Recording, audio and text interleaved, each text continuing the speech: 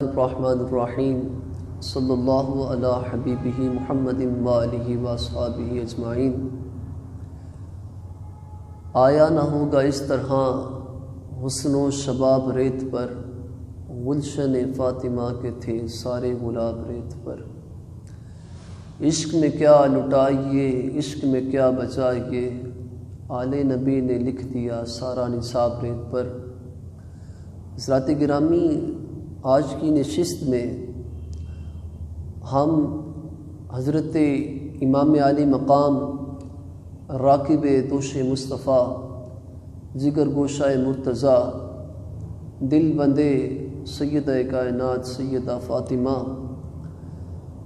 امام علی مقام، امام عرش مقام، امام حسین علیہ السلام، آپ کے سر مبارک پر گفتگو کریں گے کہ جب یزیدیوں نے، لعینوں نے، لعنتیوں نے آپ کو شہید کر دیا تو آپ کی شہادت کے بعد آپ کے سر مبارک سے کن کن کرامات کا ظہور ہوا، کیا کیا انوار و تجلیات لوگوں نے دیکھے، اس میں سے چند باتیں میں آپ کی خدمت میں عرض کروں گا۔ حضرات گرامی، جب امام علی مقام علیہ السلام کا سر مبارک آپ کے جسم مبارک سے جدا کیا گیا تو خولی بن یزید لعنتی نے آپ کا سر اپنے قبضے میں لیا اور کوفہ کے گورنر ہاؤس کی طرف بڑھا۔ رات پڑ گئی تھی، رات ہو چکی تھی، گورنر ہاؤس کا دروازہ بند ہو چکا تھا۔ اس نے کیا کیا کہ آپ کا سر مبارک اپنے گھر لے گیا، بڑی بے ادبی کے ساتھ اس نے اپنے صحن میں آپ کا سر رکھا اور اوپر ایک بڑا سا برتن رکھ دیا، سر کو ڈھانپ دیا۔ اپنی بیوی کے پاس جاتا ہے، اپنی بیوی کے پاس جا کر بیٹھ کے کہتے ہیں، آج میں دنیا کی، جہان کی دولت تیرے لیے لے آیا ہوں۔ بیوی محب اہل بیت تھی، بیوی نے پوچھا کیا لے کر آیا ہے؟ کہنے لگا میں حسین کا سر لے کر آیا ہوں۔ بیوی نے فوری بستر چھوڑ دیا۔ اس نے کہا خدا کا خوف کر، لوگ مال و دولت لے کر آتے ہیں، سیم و زر سونے چاندی لے کر آتے ہیں، تو حضور کے نواسے کا سر لے کر آیا ہے، تو حسین کا سر لے کر آیا ہے، آئندہ سے میں تیرے ساتھ نہیں رہوں۔ بیوی باہر صحن میں آ کر بیٹھ گئی۔ میرے حسین پاک کے سر کو دیکھتی ہے اور روتی رہتی ہے، دیکھتی ہے اور روتی ہے۔ جب صبح ہوئی، خولی بن یزید میرے امام کا سر لے کر گیا اور خولی بن یزید کی جو بیوی تھی اس نے خولی بن یزید کو چھوڑ کر چلے گئی۔ لوگوں نے پوچھا تجھے کیا ہوا؟ تو وہ کہتی ہے کہ ساری رات میں سر کے سامنے بیٹھی رہی ہوں، میرے امام کے سر کے سامنے بیٹھی رہی ہے۔ کہنے لگی کہ ساری رات ایک لمحہ بھی ایسا نہیں گزرا کہ اس حسین کے سر مبارک سے لے کر آسمان تک نور ہی نور تھا اور اس نور کے گرد سفید پرندے منڈلا رہے تھے۔ ساری رات میں ندامت کرتی رہی، ساری رات میں روتی رہی۔ اب میں اس شخص کے ساتھ نہیں رہ سکتی جو رسول اللہ کے نواسے کے ساتھ وفا نہیں کر سکا، وہ میرے ساتھ کیسے وفا کرے گا؟ تو دیکھیں کہ سر حسین جسم سے اگرچہ جدا ہو گیا ہے مگر کرامات کا ظہور اب بھی باقی ہے۔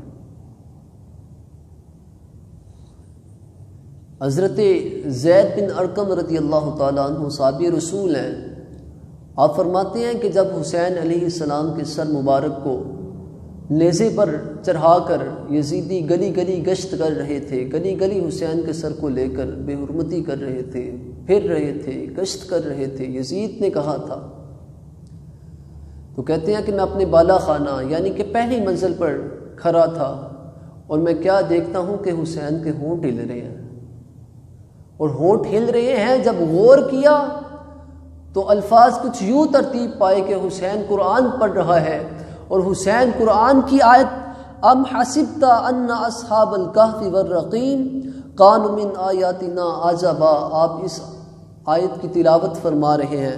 اعلیٰ حضرت امام اہل سنت امام احمد رضا رحمۃ اللہ علیہ اس آیت مبارکہ کا ترجمہ فرماتے ہیں کہ کیا تمہیں معلوم ہوا کہ پہاڑ کی کھو یعنی غار والے اور جنگل کے کنارے والے ہماری ایک عجیب نشانی تھے۔ اسی طرح کرامات صحابہ میں ہے کہ ایک بزرگ فرماتے ہیں کہ جب میرے امام علی مقام امام حسین پاک علیہ السلام کے سر مبارک ابن زیاد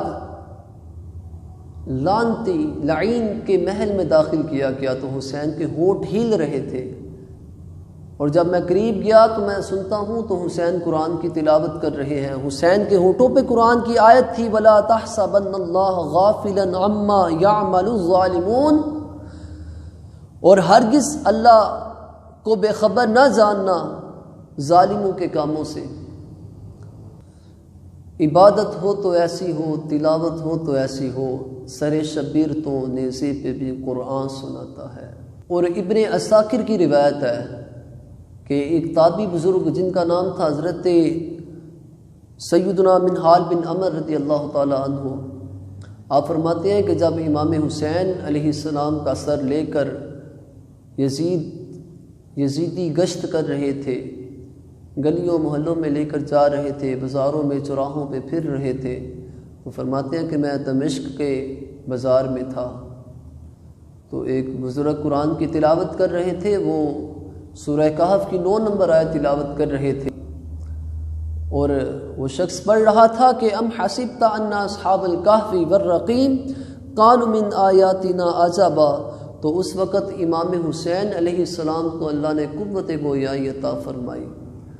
تو فرماتے ہیں کہ سر زبان سے بڑی فصیح زبان سے آپ نے فرمایا، سر انور سے آواز آتی ہے بالکل فصیح زبان میں، میرے حسین نے فرمایا کہ اعجب من اصحاب الکہف قتلی و حملی، اصحاب کہف کے واقعے سے میرا شہید ہونا اور میرے سر کو لیے پھرنا زیادہ عجیب تر ہے۔ حضرت مفتی نعیم الدین مراد آبادی رحمۃ اللہ علیہ اس واقعے کے تحت فرماتے ہیں، آپ فرماتے ہیں کہ حسین کا کلام کلام میں حق ہے۔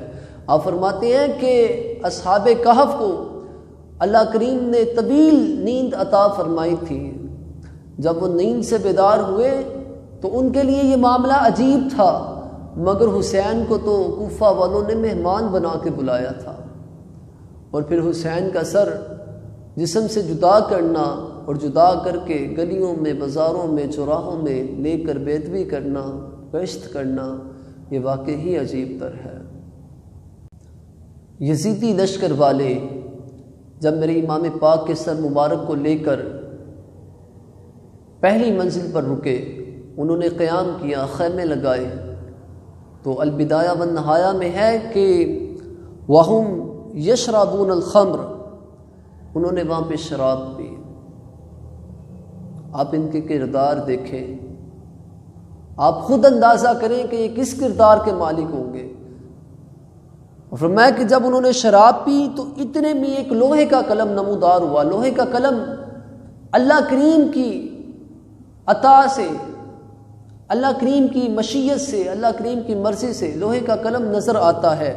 اور فرماتے ہیں کہ جب لوہے کا قلم نظر آیا تو خون سے شعر لکھا گیا، وہ شعر تھا کہ ارترجو امت قاتلت حسینہ شفاعت جدہ یوم الحسابی، کیا حسین پاک کو شہید کرنے والے یہ امید رکھتے ہیں کہ حسین کے نانا قیامت کے دن ان کی شفاعت کریں گے؟ اور السوائی کے محرقہ میں ہے کہ یہی شعر حضور سید عالم نور مجسم جانے کائنات حضرت محمد صلی اللہ تعالیٰ علیہ وسلم کی بعثت اعلان نبوت سے 300 سال پہلے ایک پتھر پہ لکھا گیا تھا۔ یعنی کہ اس سے یہ بھی پتہ چلا کہ حسین کی شہادت اور حسین کا تذکرہ یہ 4 ہجری کے بعد شروع نہیں ہوا، بلکہ جب انہوں نے یہ معاملہ دیکھا ان کو عبرت نہ آئی۔ ان کو عبرت کیوں نہیں آئی؟ ان کے مقدر میں جہنم لکھی جا چکی تھی، وہ ایسا گناہ کر بیٹھے تھے کہ جس کی معافی نہیں ہے۔ وہ لے کر چلتے ہیں، میرے امام کا سر ہے، وہ پہلی منزل سے نکلتے ہیں، وہ میرے امام پاک کا سر لے کر نکلتے ہیں۔ ایک نصرانی راہب تھا۔ راہب عیسائیوں کے عبادت گزار شخص کو کہتے ہیں۔ اس نے گرجا گھر کے لوگوں سے پوچھا کہ یہ شور کس بات کا ہے۔ لوگوں نے بتایا کہ باہر مسلمان اپنے نبی کے نواسے کا سر لے کر جا رہے ہیں۔ اس نے کہا کہ اس قافلے کو روکو۔ قافلے کو روکا گیا۔ اس نے کہا بھئی حسین کا سر ایک رات کے لیے مجھے دے دو۔ قافلے والوں نے انکار کیا، انہوں نے کہا ہم حسین کا سر نہیں دیں گے۔ لیکن وہ قافلے کی نفسیات سے واقف تھا، وہ قافلے والوں کی لالچ سے واقف تھا۔ اس نے قافلے والوں کو لالچ دیا کہ میں تمہیں 10,000 اشرفیاں دیتا ہوں اور تم ایک رات کے لیے سر حسین کا سر مجھے دے دو۔ قافلے والے لالچ میں آگے راضی ہو گئے۔ ایک رات کے لیے انہوں نے گرجا گھر کے باہر پڑاؤ کیا، گرجا گھر کے باہر خیمے لگائے۔ اس راہب نے میرے امام کا سر مبارک لیا، ایک تشت پر سر مبارک رکھا، عرق گلاب سے آپ کے سر مبارک کو دھویا، گلاب کا عطر لگایا اور سر مبارک سامنے رکھتا ہے اور ساری رات روتا رہتا ہے، آنکھوں میں آنسو ہیں۔ جب صبح ہوئی تو راہب نے کہا کہ کیا ظلم کیا ہے تو نے، اپنے ہی نبی کے نواسے کا سر تن سے جدا کر دیا ہے۔ اور راہب نے سر مبارک واپس کیا یزیدی قافلے کو اور حسینی لشکر کے پاس آیا، اہل بیت رسول کے پاس آیا اور اہل بیت رسول کو کہنے لگا مجھے اپنی غلامی میں قبول فرما لے۔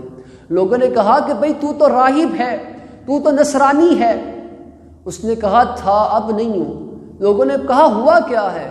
کہنے لگا کہ جب میں رات کو حسین کا سر لے کر گیا تھا نا تو حسین کے سر سے مشک و عنبر کی خوشبوئیں آ رہی تھیں۔ میں نے حسین کا سر بڑی عقیدت سے اپنے سامنے رکھا، حسین کا سر اپنے سامنے رکھ کے میری آنکھوں میں آنسو آ گئے، میں رونا شروع ہو گیا۔